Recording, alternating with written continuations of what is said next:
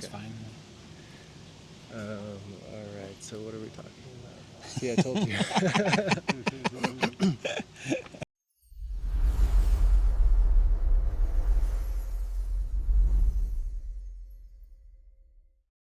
All right. We are here in Santa Fe, and we actually met in a class about ethics and psychedelics. And meeting you in class, I was just really excited to meet you because you're a firefighter and you're trying to get these tools and these medicines available to firefighters. Yeah. Right? And what is your organization called? So we're starting up the new organizations called Firefighters for Plant Medicine. And what we're really looking at doing, I mean, the focus is on health and mental health in general, right?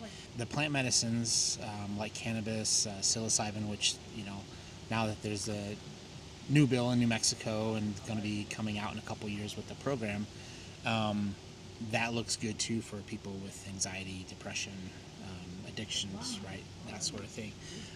But it's a tool in the toolbox that these firefighters can really use for their struggles. It's often very hard to, one, get help that's needed. And a lot of firefighters, it's a different breed of people, so it's difficult for talk therapy to really touch and help people, to be honest. There's a lot of stigma, there's a lot of different aspects of the job and the persona of firefighters, carrying this load, can't look weak, can't admit to having any kind of mental issues or anything like that. It makes you look weak. There's that stigma, that sort of thing. And so it's very hard to pass through that barrier for guys to get help. And so they're not making the best critical decisions in that time of stress, and when they're under, that enormous time strain of you need to make a decision right now to help this person or whatever, right? Right. That chaos starts in your head. Yeah, or whatever. you want to be on point as much as possible. Right. You want to make those decisions, and so I really think that with the plant medicines and therapy, you can really change the outlook in communities by having better firefighters, better EMS, better police, making more compassionate and empathetic decisions when they're out there. Right. I mean, and have you seen mostly just self-medication with alcohol, as you were saying? Is that the big one? It's rampant in first responder, firefighters, police. You see it all the time. People having DUIs, domestic abuse, all those different things, right? And that's the most socially acceptable one. Thing out there right now, really. Yeah, it's that's sad.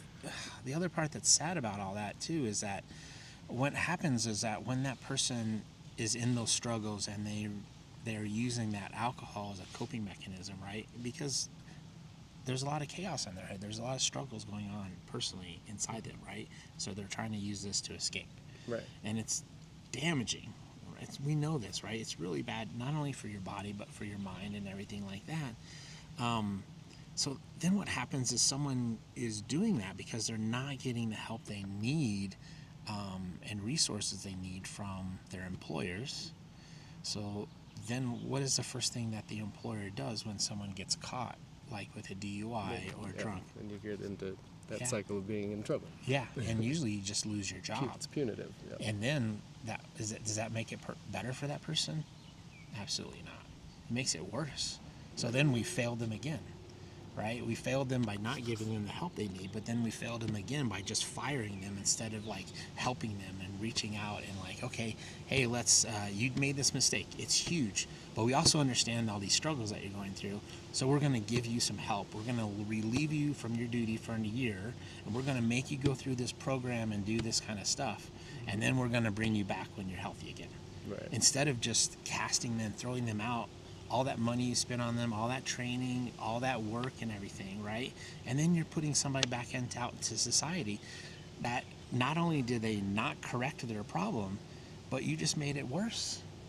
Right? Now they're going to go into alcohol even harder now because they don't have a job they just lost. They lost their whole career. Right.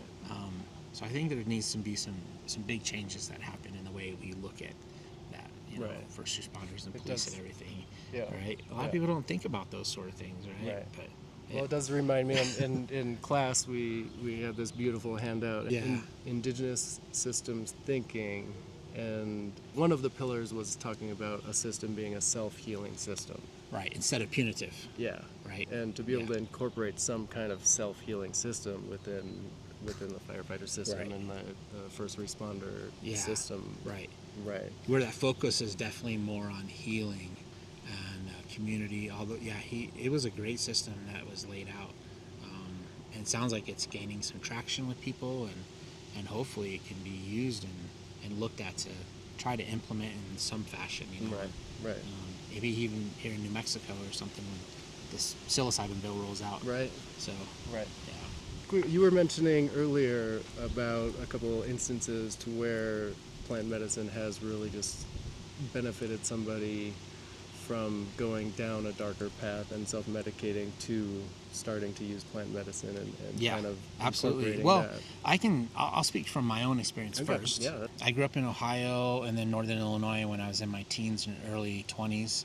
I grew up in a very dysfunctional family, and I became this sort of punk rock skater, a little angry at the world, a little bit of a chip on my shoulder, Gotcha. that sort of thing, right? Yeah. I stayed away from home a lot. In '89, I had my first experience with psychedelics. It literally transformed me 180, and completely different person. It transformed me into the person that I've become today. And that stayed with me for a long time. And I worked in a couple of different fields, industries, and construction and retail with outdoor gear and bikes and different things like that. And then I got into the fire department, EMS, all that. And I remember within the first day or two, working my first code, someone is dead in front of you and you're doing chest compressions on them, right? Wow. And I can remember tons of incidents like that, and even worse ones, a lot of worse ones, So what happens is over that course of my career, it's about 17 and a half years now coming up, small increments happened. So you don't really notice them at first. You don't notice those small changes, right? You kind of notice a little bit, but you're like, oh, I was just having a bad day or whatever, right? Sort of things. Mm-hmm. And then time goes by, those things, it just kind of keeps piling up. And a lot of times they use the analogy of a backpack, with rocks in it. Right. And those emotions and those feelings are rocks that you put in that backpack. And it just keeps building up and building up, and all of a sudden you don't notice it until big changes have happened in you, and other people notice it, like your family do before you do. Right. A little bit quick on emotions or quick on temper, or like you get a chaos going in your head, like just noise or just so many things, and you can't think even. You have to.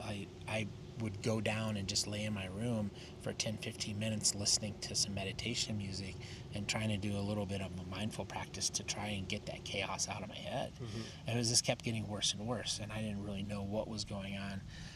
And then I did get diagnosed with anxiety, PTSD, and sleeping disorders. I had a hernia surgery from an accident from work, and I was on opiates for the first 3 days for that, and it was horrible. I felt crappy.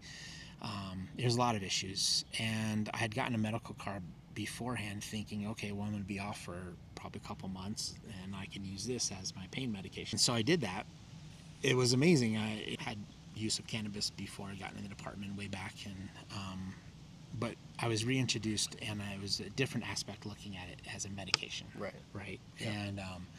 And that changed the outlook, the intent of it, right? Mm-hmm. Changed how I used it and what it meant to me. But not only did it work for my pain, but all of a sudden I realized, oh my God, my mind is clear. I'm less anxiety. I'm sleeping better. I started doing artwork and got into this acrylic painting and flow painting and all these different designs, and was just having. I was spending half the day doing artwork and stuff. It was great. Amazing. I love that. And so then I was talking to another firefighter who had taken a leave of absence. We started talking about the cannabis and started doing more and more research of the medical side of things and how it could help people, and PTSD, anxiety, all these sleeping disorders, right? Yeah. All this sort of stuff. And so that's what really sparked me into this passion of getting this done for the county firefighters. And so we had a little group, and several of us worked on a bunch of different things. And our union president, Teddy Ugbahai, got really behind us on this, and we started working. He started working with commissioners, who was all on board. And it took work. It took a long time, repeating the same things over and over again to people, and admin, they just didn't quite understand. And it was frustrating, because then you have, at the same time, you have all these people that are using alcohol and really using it hard, having lots of issues, and a lot of people during this whole process came and talked to different people, like myself and other people on this project, and talking about the issues that they were having that they didn't talk to other people about. Right. So I was like, man, this is really a big deal. Yeah. Like, bigger than what I thought. But we ended up finally getting it, and right away we had people stop drinking alcohol, less drinking of alcohol that others were doing. People better sleep, less anxiety, better coping with anxiety, being more present with their families, stuff like that. So it's already been a huge success. Yeah. We're the only department in New Mexico so far to get it, but that's why we formed this Firefighters for Plant Medicine, to try and get other departments and just educate them, like, hey, this is a safe thing that can be used off duty. It is way safer than alcohol. It's way safer than cigarettes. There's a lot of things that it's safer than. And you don't have to be scared of people coming into work intoxicated or impaired, because they don't do it with alcohol. They're not going to do it with this either. In fact, they're going to come in healthier, better rested and happier. And that's what I think. We hear that across the board, from people. So it is amazing. One of my other friends, who's a firefighter, talking about being peer support, and he was still having issues. So he started the conversation and started actively being peer support for his other firefighters, but then at the same time he was like, I'm not quite healthy yet. I need to get, I need to try to get my mind right. I need to try to get healthy. And that's when he found that nonprofit, that it was a Canadian nonprofit that he had to go through in order to go to California, in order to go to Mexico, to go through an ibogaine treatment, followed by toad medicine, 5-MeO-DMT. And then he came back, and he feels like he can be that person now. He feels like a full, healthy adult person now, and he can be that support for his peers and his. Well, and that's what basically that's after that incident with the surgery and getting back to cannabis again, and kind of starting my healing process again. Before that, I didn't know if I was going to be able to finish my career. I was in that dark of a spot, bad. And so it helped me out a ton. And later that year, so several months later, being up in Colorado, was given a heart-shaped chocolate, that's psilocybin chocolate, and had that experience. And it was, again, one of those profound experiences of like, this plant medicine is amazing. Like, there's so many things that it can heal within you. And if you're willing to be cognitive and listen to your body and do your own research a little bit, you can really do a lot of your own therapy. Right. And I found that for me personally, just going through my life and reading a lot of different books and information and different things like that, and actually Gabor Mate, like watching his stuff too, and taking that in, like I've been able to like do a lot of my own therapy myself, really. And I think that is kind of the best, to be honest, right? Instead of having someone else help you and tell you, right, you doing it yourself there's definitely more intention there. Right. Yeah. It's really powerful medicine. It really is. Absolutely. Yeah. Being able to have that safe container is a huge part of the healing, and I feel like that's similar for this medicine. If somebody has that safe container to be able to and access safe access to the medicine and a safe container for that medicine, right? And even if the container is that person's home, with a little bit of an awareness and understanding going into it, but you've experienced how Yeah. profound that can be. Yeah, I think a lot of it has to do with that intent that you set for that journey and that experience. Right. So having that preparation, and then having the intent for that journey, and then remembering the things that you learned from that journey Right. and applying them and using them on a daily basis. It's hard to integrate all that, right? But Yeah. I think that there's a lot of key main points that you learned from each journey that you're like, oh yeah, I can take that and use that in my everyday life. Right.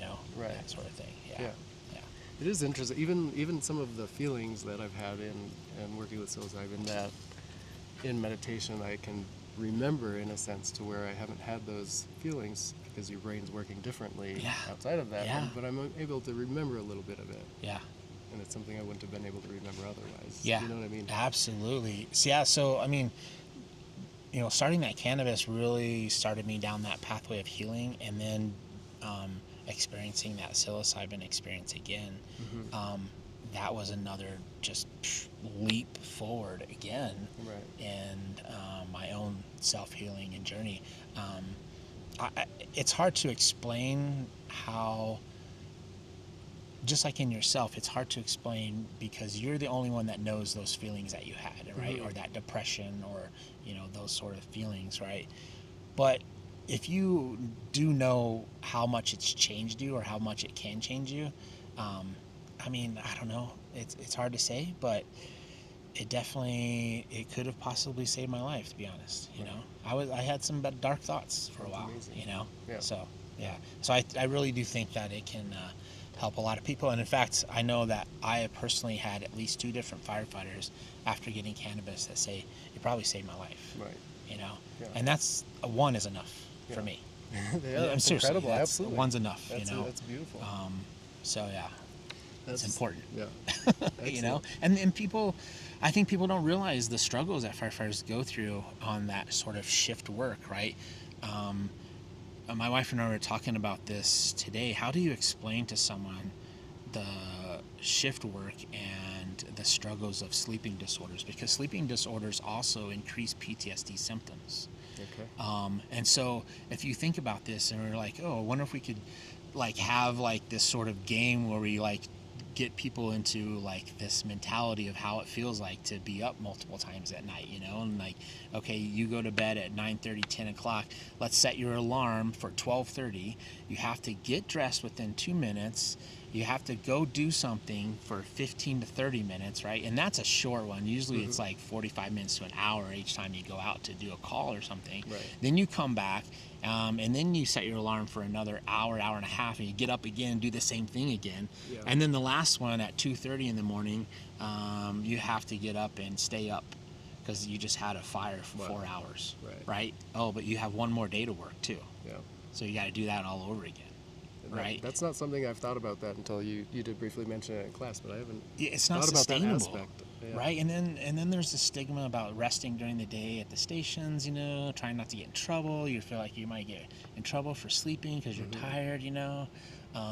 Those sort of things. But that sleep deprivation, they've done studies on that show how damaging it is to your hormones in your body and all these different things. And then just impairment in general.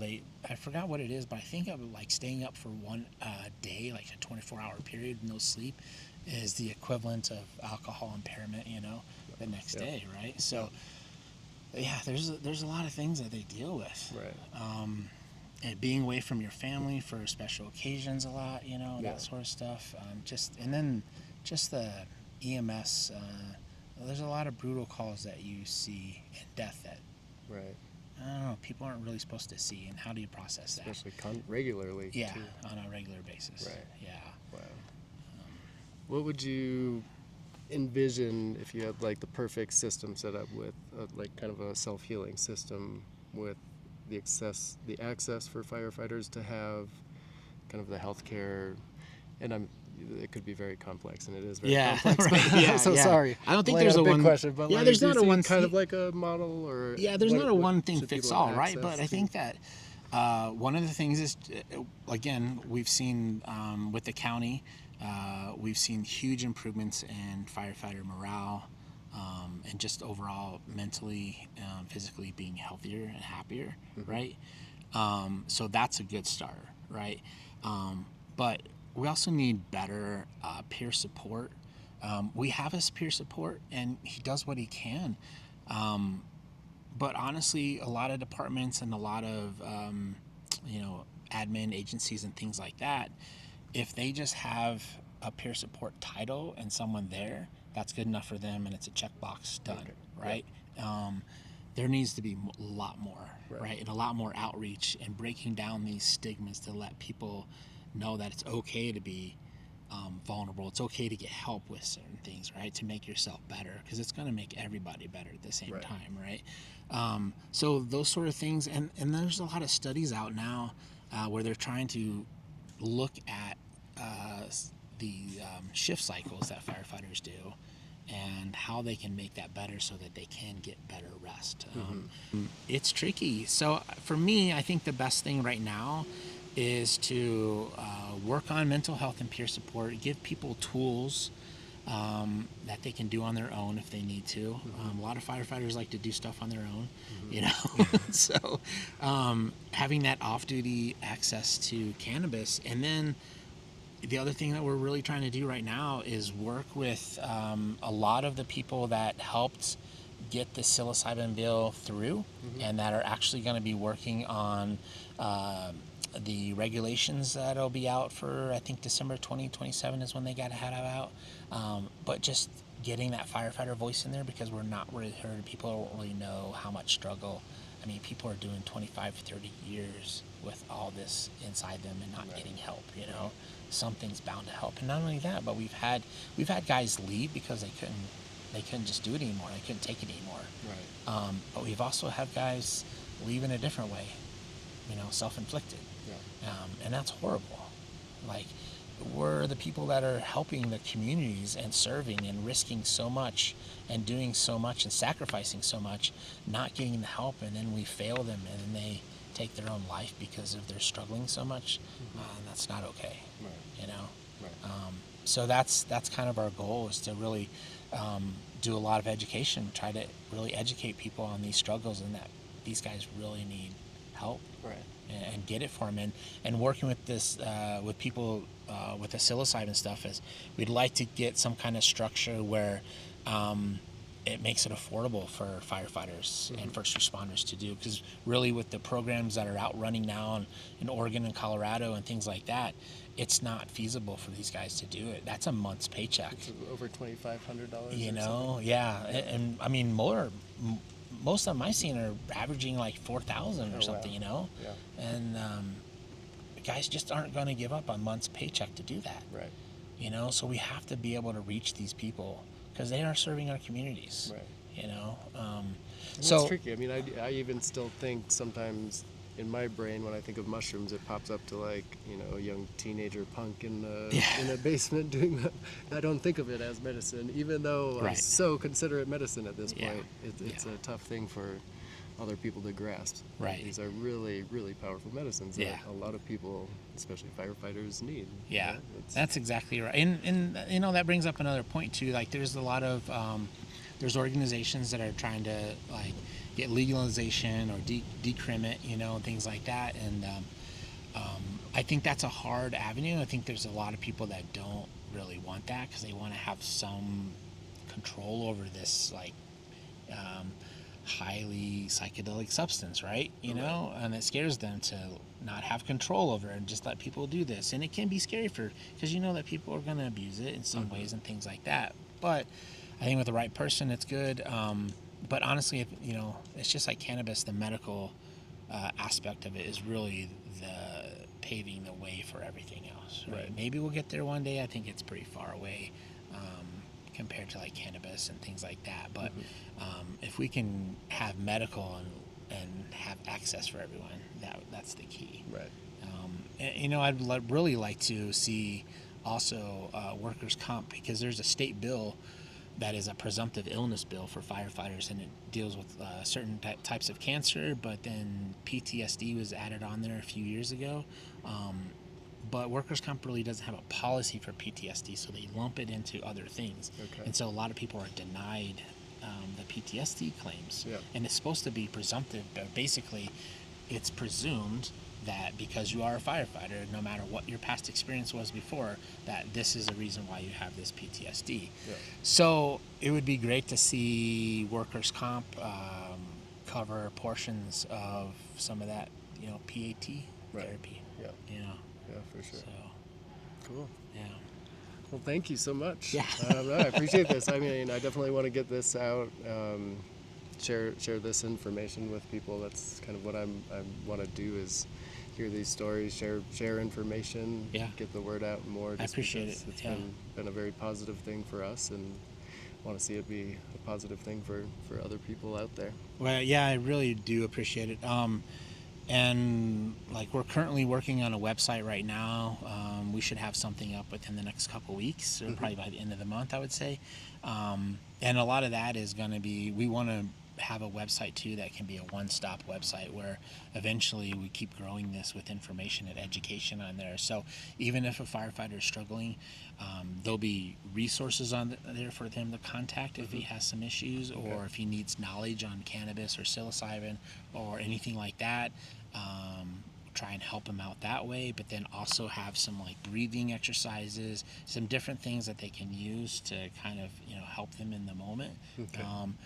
And then ultimately, our goal would really like to be is to get donors and funding to eventually help cover some of the cost of the therapies when that bill does roll out. Right. Because it will, it's pricey. Yeah. And there's a lot of regulations, there's a lot of rules involved in there and all that kind of stuff. So I understand some of the cost, Right. but I do think it can be made more affordable too. Yeah. Absolutely. Absolutely. And so there, people are going to be looking out for Firefighters for Plant Medicine. Yeah, so firefightersforplantmedicine.org, and then firefightersforplantmedicine@gmail. If anybody wants more information or volunteer or help or donate or Excellent. Perfect. Yeah. All right. Excellent. All right. Well, thank you so Thank you, much. man. I appreciate it. Yeah, thank All you so right. much. Absolutely.